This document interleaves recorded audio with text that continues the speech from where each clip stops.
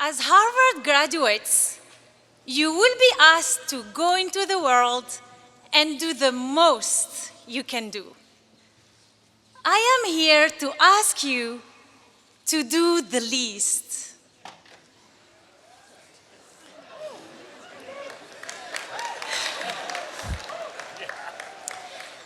I grew up in a small village in Algeria.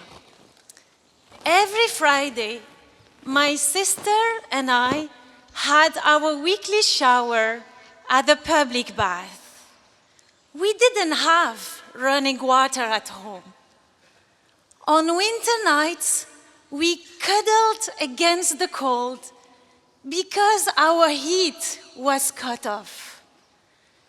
And on some days, we hid our hunger in order not to worry our parents. When I was 7 years old, my country plunged into a bloody civil war.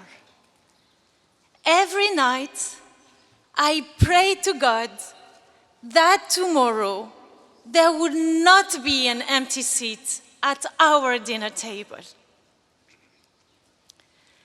On one hot summer day in 1994, my life was changed forever by a man whom I never met, do not know, and can never thank. My mother was at the local market when she noticed a chaotic gathering. Wading into the crowd, she learned that the French government was allowing some Algerians to find refuge from war. All you had to do was write your name on a list. My mother desperately wanted to sign that list. That list might promise her daughters a better future. But there was one problem. My mother was illiterate. She did not know how to write her name, Lucila Takjerad. Dejected, she walked away. A man noticed her and ran after her. He got my mother's name and wrote it down on the list.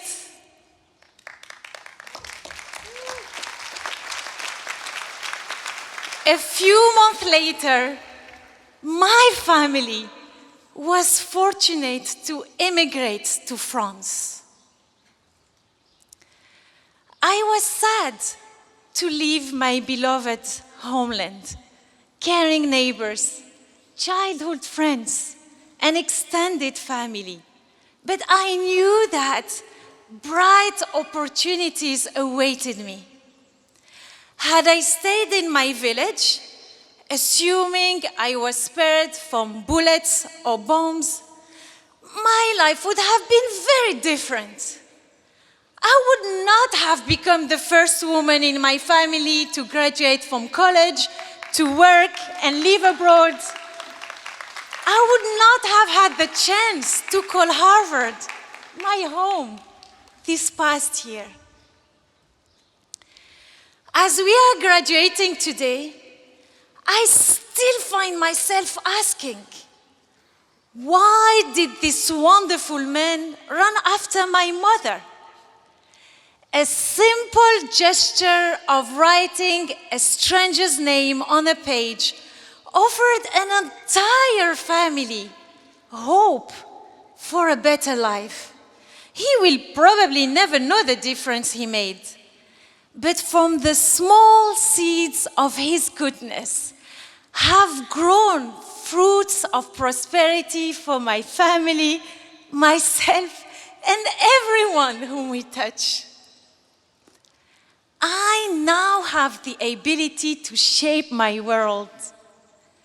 But this ability was sparked by one little encounter which lit up the course of my life. So that is the real power. The power of little things. The least you can do can bring true change. Perhaps you have been blessed in your lives with small gifts that made big changes.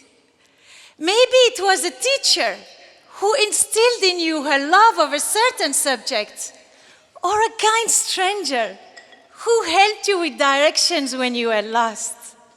At Harvard, I see it every day in the smiles of the cafeteria staff who keep me so well caffeinated.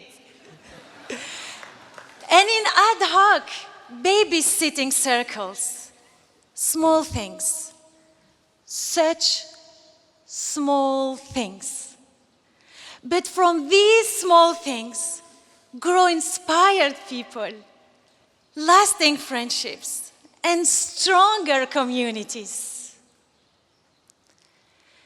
When one person thanks another, the second person often replies, "Oh, it's the least I can do." Because often, the least you can do can be more than enough. You don't need to move mountains. Maybe it's a matter of translating documents for a family at the immigration office, or offering a car ride to a pregnant lady. You never know how these small gestures can affect people's lives.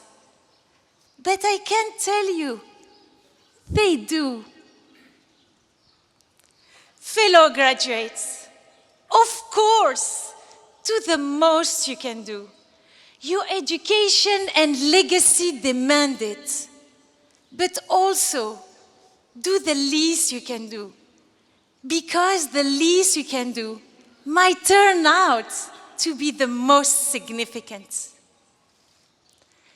To that gentleman in Algeria, I now say, shukran, wallahi afik. Thank you, and God bless you. And to each of you today, I ask of you, what is the least you can do now to make the world around you a little better?